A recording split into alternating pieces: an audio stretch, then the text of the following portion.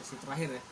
Sesi terakhir. Kalau tadi kita di 2 sesi awal kita udah bicara tentang literasi, kemudian kegaduhan ya, kegaduhan yang terjadi di kami. Dan hari ini kita mungkin akan bicara terkait optimisme ke depan kami ini seperti apa. Dengan keadaan yang ada, dengan kondisi yang hari ini semakin digital dan sebagainya, apakah masih relevan kami untuk tetap eksis sebagai gerbong yang melahirkan pemimpin khususnya di tingkat mahasiswa, atau mungkin tidak relevan? Mungkin bisa dijelasin lah pandangan seorang sekjen kami Batam, Furqan. Gak relevan Pak, udah ya videonya ya? Tidak relevan. Oke, enggak bercanda, nanti gaduh nanti kan. Kita tadi udah berkegaduhan soalnya. Insya Allah masih relevan. Masih relevan. Karena Bukan karena, dengan syarat. Dengan syarat. Jadi organisasi berarti ya? Jika Relevan jika masih relevan jika ada dua. Oke, dua. Satu, kita ada perbaikan pola besar-besaran. Perbaikan pola besar-besaran. Mau nggak mau 3 bulan atau 4 bulan terakhir ini sangat-sangat membuat kita itu, mungkin sebagian besar daerah itu vakum gitu. Karena apa? Karena ada formula yang tidak terbaharui. Jadi bicara pola itu kita bicara formula. Kita nggak masuk ke perombakan filosofi gerakan. Saya kira gerakan kami ya, organisasi pergerakan kami itu filosofi gerakannya matang ya, cukup matang ya di 7 aspek itu ya, cukup matang. Kita nggak nyinggung itu, kita nggak nyinggung visi misi, kita nggak nyinggung ideologi dan lain sebagainya. Yang kita singgung adalah formula menurunkan filosofi gerakan itu dalam kondisi yang baru ini. Jadi dalam tataran teknis ya, karena bicara pola tadi kita bicara tentang formula.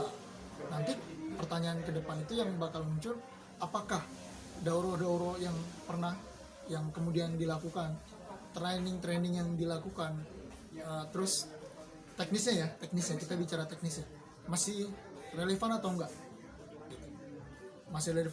Kalau masih, ada gak catatannya gitu? Tapi kalau enggak, formula apa yang kemudian bisa kita hasilkan atau bisa kita bahas bersama tanpa mengurangi esensi filosofi gerakan itu? Tantangan tuh ya, lagi-lagi PR besarnya bukan hanya di Komsat, daerah, dan PW, dari PP dulu. Makanya saya tadi bilang di part kedua tadi ya, gimana coba Komsat atau daerah mau menjaga kader. Teman-teman juga ada yang bilang gini, kalau PP sendiri kayak gitu. Nah, jadi itu ya pertama. Jadi harus ada perbaikan pola yang besar-besaran gitu. Ya komprehensif, menyeluruh gitu ya, dari A sampai Z lah. Kemudian harus bisa dibahas. Pola ini apakah mungkin sama di tiap daerah atau mungkin seperti apa? Mungkin beberapa hal ada yang menjadi kata kunci gitu, yang nggak boleh ditinggalkan. Tapi nanti di masing-masing daerah itu harus bisa ada pengembangan ya, artinya ada beberapa hal itu daerah itu punya hak otonom ya. Hak otonom itu ya punya kebebasan yang cukup ya untuk menelurkan pola tersebut gitu yang udah diubah. Pertama. Nah, kemudian yang kedua, ketahanan. Aspek ketahanan ini kalau tadi bicara pola kan kita bicara formula. Tapi kalau bicara tentang ketahanan, kita bicara tentang adaptasi terhadap kondisi yang hari ini ya. yang hari ini real kita hadapi. Dan adaptasi ini nanti ada kaitannya dengan apakah organisasi pergerakan itu bisa menjawab kebutuhan kita hari ini. Contohnya itu misal kayak kondisi hari ini COVID yang nggak bisa, atau wabah ya, dalam tanda kutip wabah yang kita belum tahu kapan ini selesai. Formula lama nggak akan efektif, karena dalam firasat, kalau firasat itu kan kita bicara menerka hal yang akan datang dengan tanda-tanda yang terjadi hari ini. Karena firasat pergerakan kita itu dan firasat global ya, secara global itu mengatakan wabah ini nggak selesai. Nah, maka formula yang hari ini diberlakukan menjadi tidak relevan. Esensinya mungkin bisa dapat, tapi formulanya menjadi nggak relevan lagi. Oleh karena itu harus mengadakan perubahan pola besar-besaran. Kemudian pertanyaan berikutnya, apakah kemudian formula itu bisa menjawab tantangan tersebut? Belum tentu. Kenapa tuh? Ketika udah diubah belum tentu bisa menjawab itu. Karena kita belum mengukur itu kan dalam realita di lapangan. Makanya aspek kedua itu adaptasi, ketahanan. Dalam ketahanan itu ya measurable lah.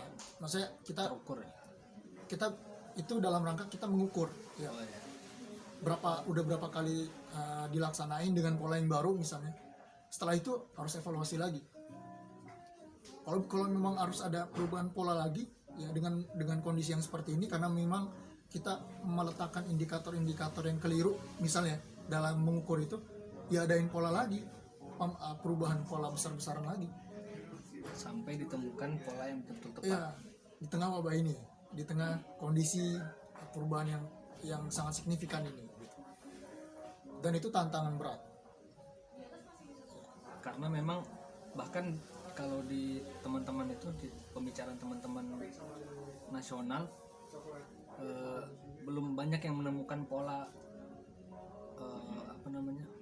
musyawarah di tengah kondisi hari ini. Jadi masih banyak yang belum mengadakan musyawarah komsat, musyawarah daerah dan sebagainya. ya. Karena tidak sesuai lagi dengan hari ini kondisinya. Dan dampaknya parah ya, orang kader misalnya nggak terjaga lagi ya akan hilang. Banyak yang hilang. Apakah kita nyalahin mereka? Enggak, pilihan mereka, karena kita nggak bisa memenuhi hak-hak mereka. Iya kan, kita dan tanda kutip ya gagal atau mungkin kurang berhasil lah untuk memberikan yang mestinya mereka terima gitu di tengah kondisi yang berubah ini. Ya. PR besar tuh menurut saya itu. Gitu ya. Baik. Simpel aja sih, cuma dua itulah. Dua. Mudah-mudahan didengar juga sama orang Mudah-mudahan PP. didengar sama teman-teman di pusat. Ya ini sekelumit apa yang kemudian kami rasakan di daerah, khususnya di Batam ya. Batam tuh jauh dari pusat. Batam jauh dari pusat, dan mungkin teman-teman pusat juga mesti banyak melihat ke Batam sih. Bukan melihat lagi, harus belajar. Iya. Harus belajar dari Batam. Karena memang kondisinya berbeda. Di sini kondisinya kita bukan murni mahasiswa, tapi mahasiswa itu bagian dari sampingan.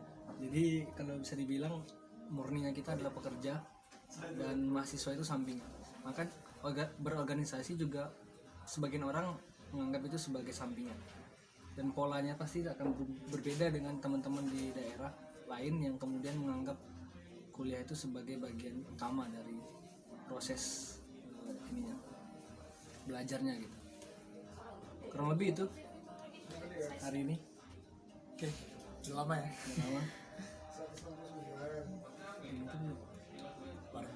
Ya, apa aja. Ya, tuh. Jadi ya itulah teman-teman perbincangan kita hari ini. Semoga bisa diambil sedikit banyak ibroh lah pelajarannya. Kemudian kalau itu benar serta merta itu datangnya dari Allah Subhanahu Wa Taala. Kalau salah itu murni dari kesalahan kami sebagai Dari saya. Saya juga insan yang tak luput dari salah. Kami dari Batam mengucapkan mohon maaf sebesar-besarnya jika ada kata-kata yang tidak baik ya, tidak elok kemudian didengar oleh teman-teman yang lain, dan berharap ini sebagai sebuah pembelajaran lah untuk kita semua, dan harapannya sih semua daerah bisa ikut andil membantu jamaah ini, membantu gerakan ini untuk terus memperbaikinya gitu ke depan. Sekian dari kita hari ini. Kita pamit. Assalamualaikum warahmatullahi wabarakatuh.